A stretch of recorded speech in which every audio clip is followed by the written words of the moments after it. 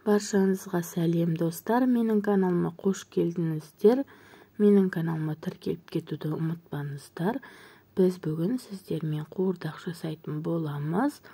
Бұл жерде менде қой еті, жас тоқтының еті, мойын ет, қабырға және қойдың аяғын барлығын турап аламыз осылай.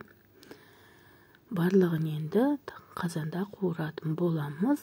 Қазанға кішкене майымды құйып алдым. Етімнің барлығын салып қуыратын боламыз. Менің каналыма тіркеліп кетуді ұмытпаңыздар.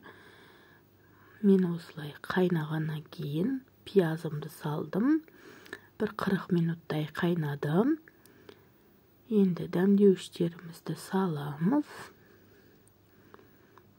Қызыл бұрыш, қара бұрыш барлығын саламыз.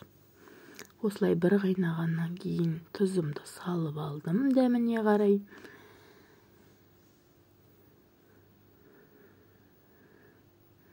Чеснок осылай турап салдым. Дәмі өте дәмді болып шығады.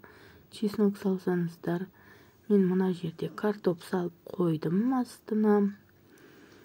Осындай болып пісіп шықты.